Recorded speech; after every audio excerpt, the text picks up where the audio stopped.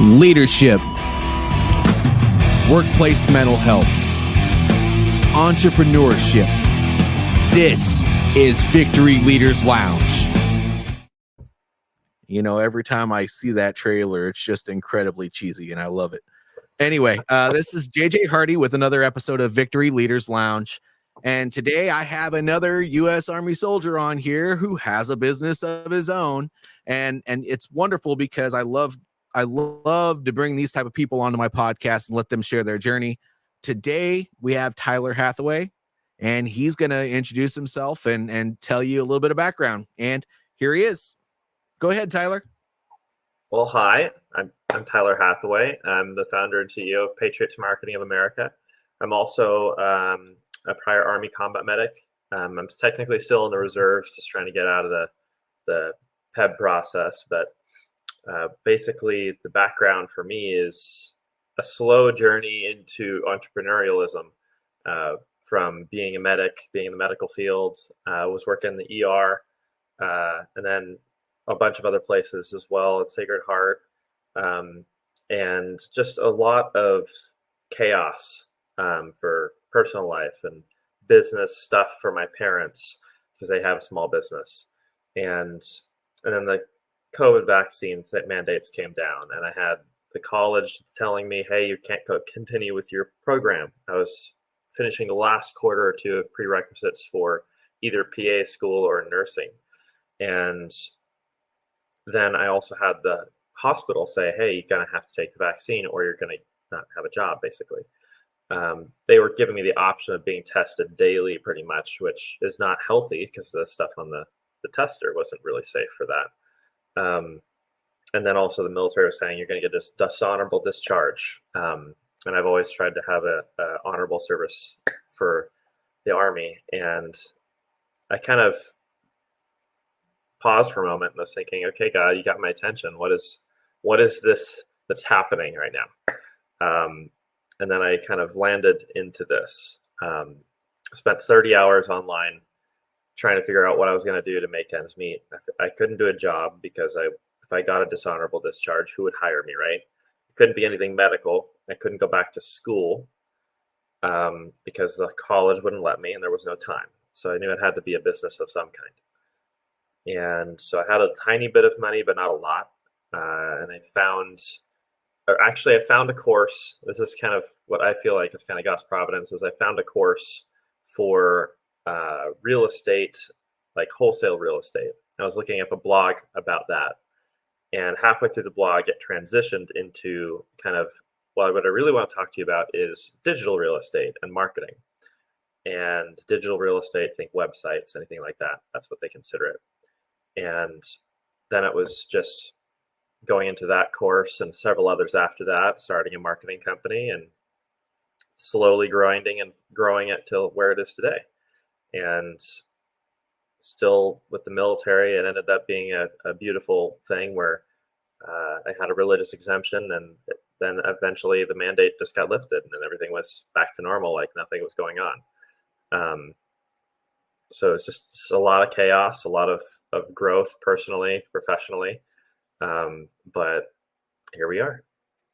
It's interesting how the military needs you until they don't. Yeah, that sucks.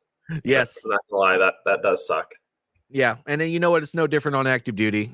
I had a very similar story, and you know what? I don't blame it on anybody that I worked with, except for, the fact that they had systems that they had to follow once it came time to make the decision whether to med board me or how they were going to work that. But, it is what it is. And when you're a victim of that, it's horrible. Once you're done, everything changes and you can live life at whatever that new normal looks like. And so I'm glad that God is making you stronger by putting you through these things. And at the end of it, you will be. But when you're going through it, it doesn't always feel that way.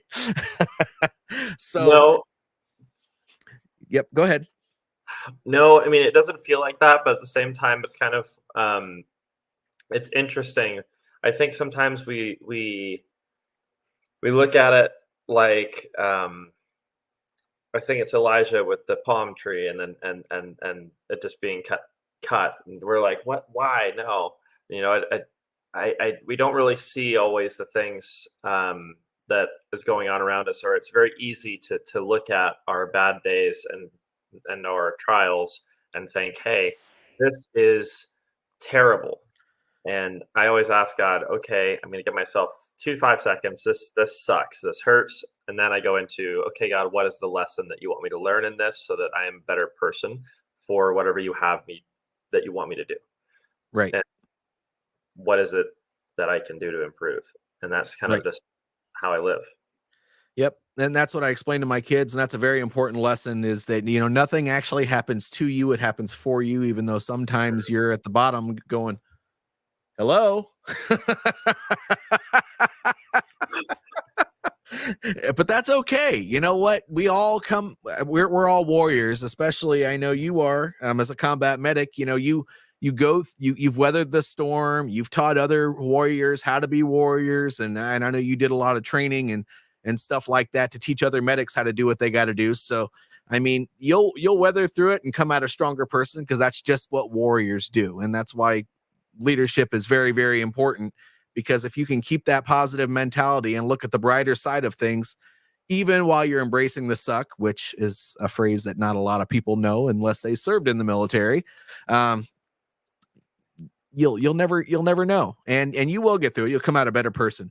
But speaking of better person, you have Patriots Marketing of America. There are a lot of marketing companies out there. But I want you to go ahead, and if you wouldn't mind, just tell the audience a little bit more about Patriots Marketing of America and what makes you unique. Sure. So most marketing companies niche down.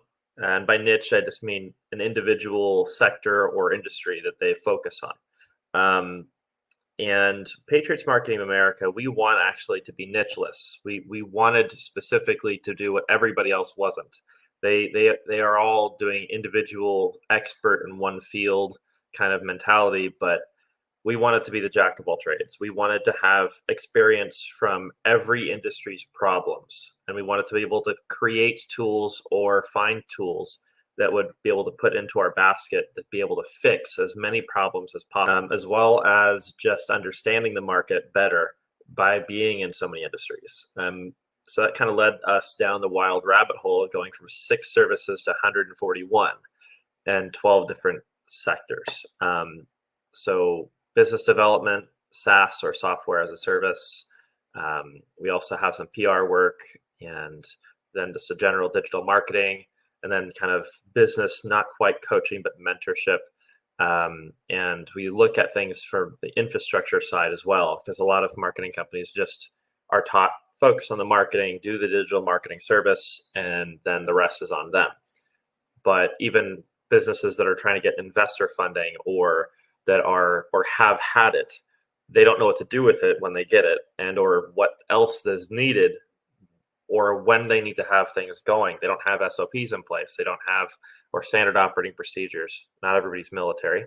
But the idea is that we want to look into every inch of the plan, the business marketing plan of, hey, where is the flow and going into things with where you're going to be needing another employee, how much time does it take to train them, what is it going to entail for you with how much more equipment or vehicles or any of that type of stuff you may need depending on the industry. And then we try and isolate as best we can the things that they need soonest, and also exactly where they actually are in their journey, not exactly where everybody wants to hear is where they actually are. And then we try and match that with their goal and their budget of time, money, energy. So that way we can effectively find the right thing that they need, even if it's not from us. We don't really care as much about if it's not from us. I mean, we like making money just like any business, but at the same time, our mission is to help as many business owners as possible, and to be, a tool that God is able to use. I gave my business to God a long time ago and said, hey, this is yours. I just work here. So this is kind of just trying to we set the standard for, which is our motto, a reality for who we do business with and how we do business with those people. So do you have a tool that you use to help people do this business analysis, or is that part of your offering? And do you have a market? Do you have a network of other people that you refer out, or how do you make sure people get this help that they need? Well, we do have many tools with how many services that we do. There's quite a few different ones that we use, as well as individuals with a lot of training. So it depends on the service. For, like, say, websites or SEO, for example. Websites, we tend to like WordPress or Snaps.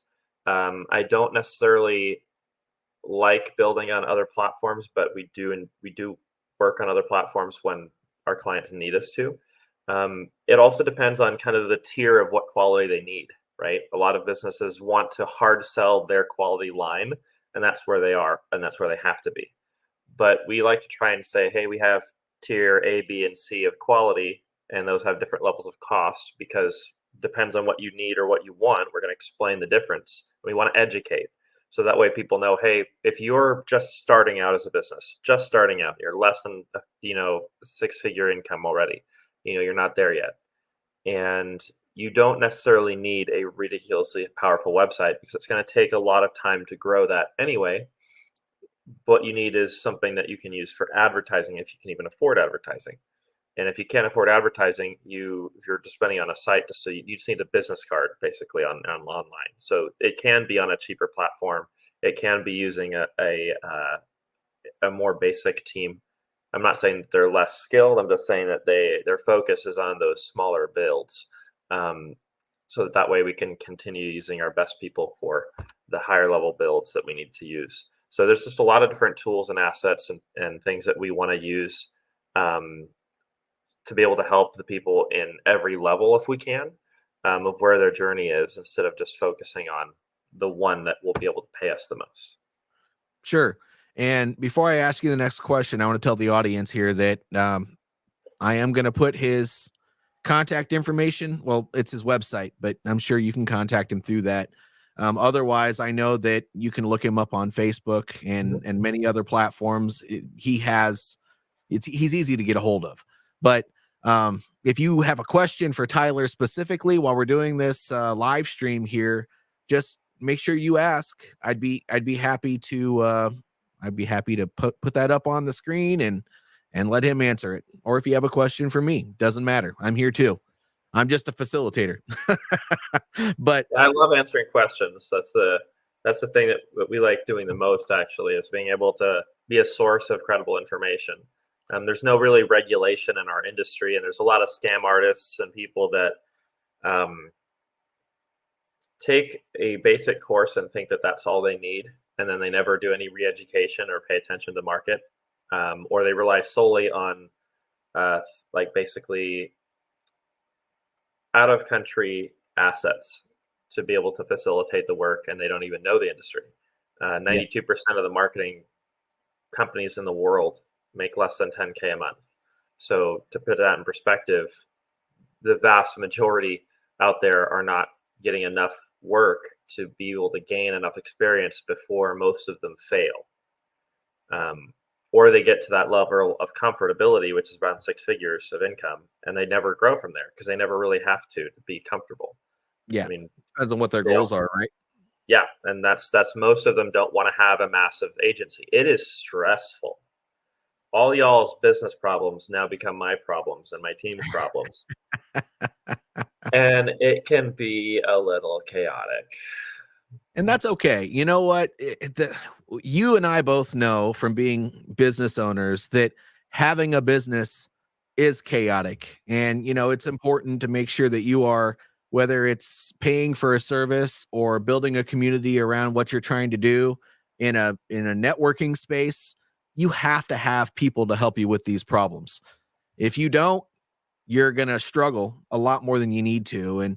And thinking that you can do it alone and just not receive any help or listen to any other people that have started a business, it's a little bit ignorant, actually. And it's a landscape that's different. You could be the CEO of a multinational corporation and then go out and start a business of your own and fail. And the reason that is because business is different than running somebody else's business. If they're already established, all the eaches that you have to do to get it to the point where you have that regular cash flow, you have your own marketing team, you have your own sales team, you have people closing those deals, and then you have people doing all the other back end accounting and all that other stuff. It once it's already established and it's an airplane that's already flying through the air, as Donald Miller says, then it's easier to run that. Starting a business from nothing takes skill. You go through a lot of frustration, and people like Tyler, who understand the marketing aspect and a lot of the other aspects of the business, and me now too, once you go through that journey, it's not one that you want to go through alone. And sometimes you don't even need somebody as a paid service. You just need a sounding board. I just effing did this and talked to this person, and I've had 1,000 no's in the last month, and A, B, C, D, E, and so on and so forth. And so, yes, I am an advocate for a community, whether it's starting a business or whatever. I mean, a single mom even has a hard time raising a child. So why would starting a business be any different? You gotta make sure you have a second set of eyes, people to help you out, so on and so forth. I remember that. I mean, in the military, we have, at least in the Army, I know we have battle buddies, right? Yep. Which is like really, really important. It's crucial. I mean, the idea that you have the guy in the trench next to you is so important. I mean, if you have somebody that's just trying to say, hey, like give you like nosebleeds advice, right? Like they're just looking at it from way afar, or you have someone that jumps in and says, okay, let's dig our way out. It's way different. It's way different when you have community. They did a study with rats. I'm not sure if you're familiar with this, but What if is you rat? take With rats, like actual rats, like the with rodent. actual rats, rodent. Oh, okay, let's hear it.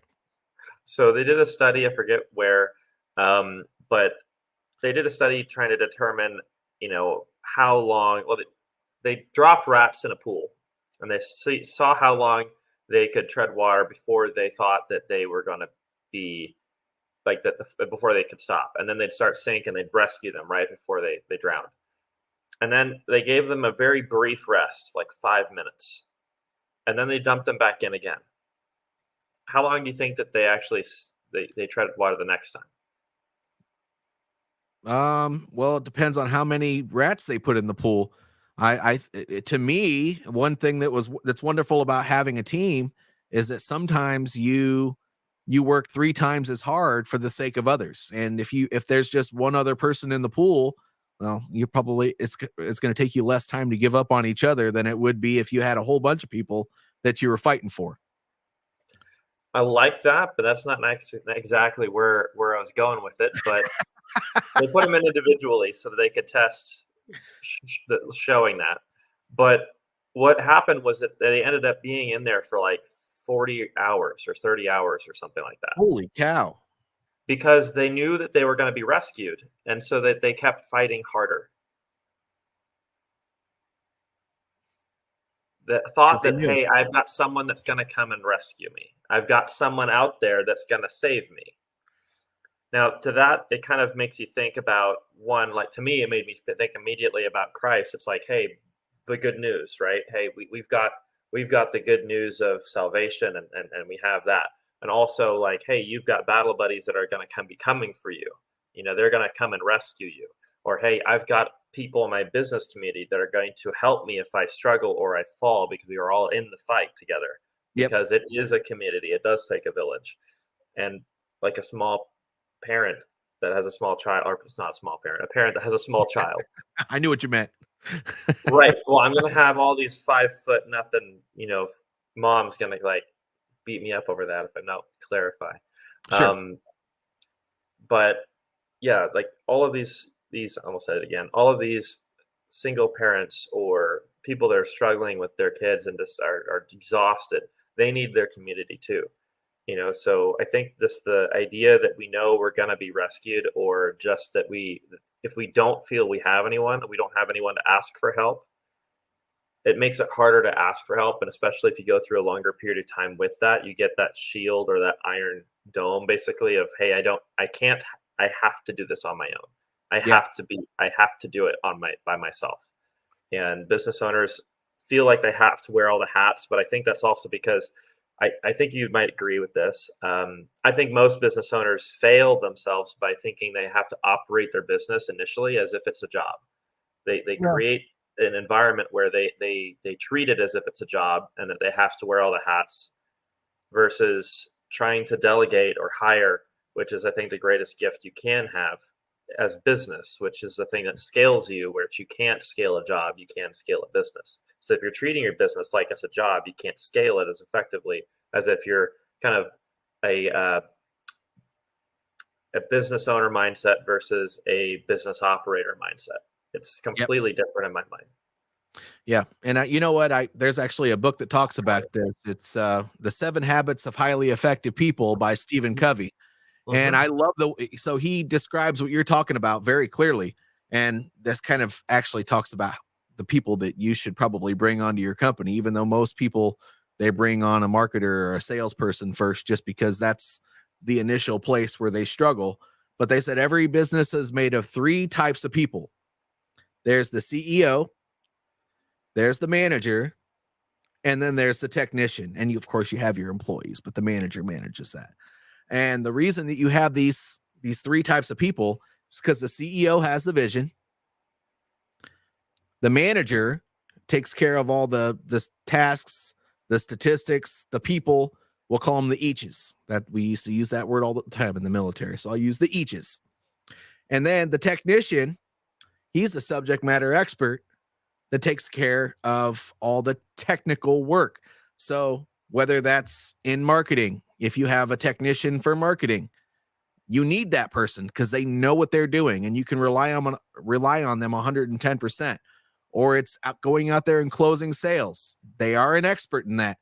Or maybe it's your accounting. They are an expert in that. You need that. And, you know, those people really don't like to be told to do anything outside of what their expertise is. So you need the manager, the technician, and the CEO. The CEO takes care of the vision for the future and drives that business vehicle where it needs to go to become successful.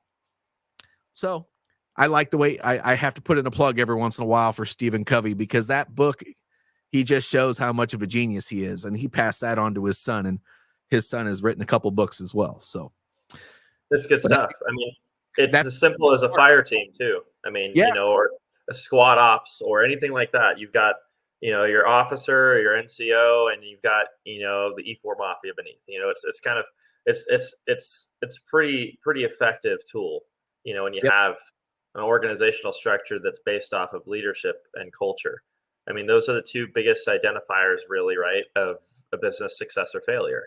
You know, you've got an absolute need for the right leadership that also drives the right culture that also allows people to stay. I mean, the new decision that from the FCC, granted it's not law yet, about non-competes that came out a few days ago is also something that is a new factor where business owners are going to really have to take care of their people and provide that environment or culture where they want to stay and not not just take advantage. You know, that's especially with today's culture outside of business and the economy. Yeah, so I can go on and on and on about that when I preach that. You know, these days the average, I'll call them the execution level employee, but it's not just them. That includes the manager. It includes even the VP or the director. I mean, everyone has so many options. So now that old school mentality where people are going to start off in one place and kind of move up in the ranks and you know, stay there for 30 years, that's a thing of the past. People want to move up quickly. And they want to make money because it's expensive to live these days. The cost of living, you can't go and get a house for $60,000 and live off of $15 an hour anymore. And so you have to move up the ranks very quickly so that you can build that lifestyle. and just get in a decent place that's not an apartment these days. So if these people are not providing, providing that sort of environment where people want to be a part of, that culture of leadership, letting them know that you're going to be there for them, you're going to sacrifice your needs for what they need to be able to survive and thrive in that business, then they're going to leave. They're going to, because they have all the options in the world. And the ones that stay when you're not providing that environment, they're probably not going to be super great value because they hate it there. The only reason they're probably staying there is because they don't have any other options. Yeah. And that's such a powerful thing. Absolutely. I think that when you go into the very basic parts of what a culture requires of the leadership, it is also dependent on how much freedom the leadership is allowing or granting those people to fulfill their roles and or them as people, how much control they have in a sense over them versus enablement. And I think that it's a really a missed structure where people end up having the micromanaging structure that they have to be involved in every aspect and or they have to be the ones with the answer. I liked asking people on my team, hey, I'm going to play dumb. You tell me what to do with this. I want you to come up. I had a guy I saw on a short like a year and a half ago. I didn't follow him and I felt bad about it because I just kept scrolling, but it stuck with me where he's like, I make them tell me like a 1-3-1. I think you've heard of it, where it's like, hey, I'm gonna tell me what the problem is, but come with 3 solutions for it and tell me which one you recommend the most after. That's Jocko all day long, man. That had to be. I mean, that was just like, God, I love that. And thank you. Yes, because I have a bad memory. I had a bad memory before I had a concussion in December, and now I have post-concussion syndrome right now. So my brain is kind of just like names, dates, times, all that stuff. It's just not super great right now. that's okay. Just wait till you get about 10 to 15 years older. Then you have to write everything down just so you can talk about it. I already do that, man. It's bad. I have to write everything down. I have to tape. If I don't put it on my calendar, it doesn't happen. If it's not written down on pieces of paper, it doesn't happen. I have to create systems for everything, so that way I don't want to show you mine. Fair enough. No, I have like 6 different ones, but here's one of them. It's not. You turned into a ghost. You disappeared. Yeah, that's one thing I don't like about skins is that this does that.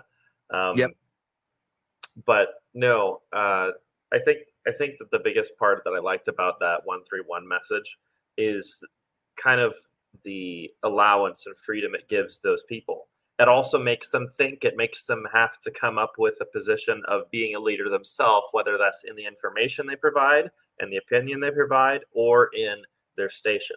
And I think that that's really important. It's a subtle form of empowerment. And it's really good. Yep. Well, it's important. If people make the plan themselves rather than you shoving it down their throat, they build their own internal accountability system rather than you having to figure it out. They're like, oh crap, I said this. Dang it. Now I have to do it. Not just do it, but I have to be sure. I have to be more sure about my advice because I'm going to give more thought subconsciously to the fact that, hey, the buck stops with me, quote unquote, now as the SME to give the right advice to the decision maker.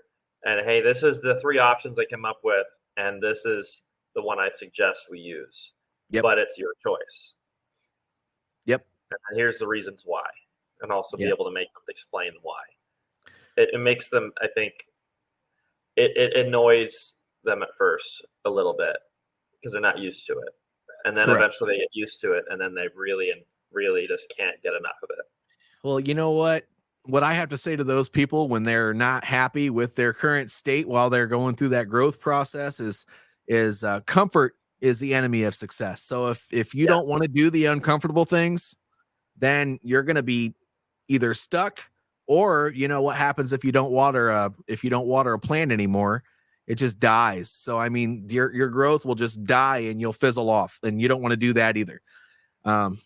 But we're at 30 minutes, so I'm going to ask you this question real quick, because I keep my podcast to 30 minutes. Do you have a message that you would like to share with the audience before I close it out with my final comments? Be authentic. If you guys are going to do anything with business, if you're just starting, or if you're a seasoned entrepreneur or you're a vet, if you're just going to go about your daily life as a job or with people, how you communicate, be authentic. Because the number one way that you are going to be seen and viewed by people that actually want to be there for you or to use you as a service or anything like that is by being authentic. Because the only way we find trust is by being around authenticity. Love is really high up there on the emotions for frequency, but authenticity is actually higher. And we actually require authenticity. That's why 80% of sales is done on the about page of websites. It's coming from, where is your why? If you don't know what your why is, do 7 layers deep, look it up on yourself with your spouse or someone that knows you well, and go into your why. It's an iceberg. You're going to have to fight your way down the deeper you go, and then translate that into your bios, so that way people can really see what you're about, why you're about, and they can see and feel that passion and energy. And that's going to really translate into everything you do. Because also, if you don't have a strong enough why, that mission that you have either isn't big enough or hard enough. So embrace the suck for it, because it's coming. It's kind of that troubles along the way that will make you into what you're wanting to be, and it's a requirement. So Yep, it is. You have to have mission and vision for your company. If you can't see it, touch it, taste it, and you don't have the drive to live it, then you're not going to achieve it. Your why isn't deep enough if you're not getting up every day and grinding hard enough for it. Correct. It's any dream is attainable. You just have to want it enough. So you have to find out what your why is deep enough. Because if it isn't deep enough for you to get up every day, you need to go deeper. Because why do you want it? Are you there already to where you need to be? Or do you just need some other thing to go down deeper? So either look down deeper or change your goal. Yeah. Because it's not going to have any success either way. Stop making excuses and just execute. Fuck anyway, I don't want to beat that dead horse. I put that message out there every morning. So thank you, Tyler, first of all, for being a guest on my podcast. To everybody in the audience, if this information resonates with you, please like this video, subscribe to my channel, repost this or share it, depending on which channel you're on. And the most important thing is to comment wherever you're seeing this, so we can keep the conversation going and answer questions, spread the word, whatever the case may be. But if it's important enough to you, that means it's important to somebody else. So make sure we're having a conversation about it. Plus, business is hard. Let's talk about it. It's not going to get solved without asking a question. Start the conversation, because everybody else is asking those questions, and nobody else that's going to be watching is going to benefit if you just remain silent. That's right. Do it. That's right. Just like the police say you have the right to remain silent, that doesn't mean you should do it. Nope. Anyway, thank you all for watching whenever you see this. And Tyler, thank you for being a guest. And I'm going to sign out.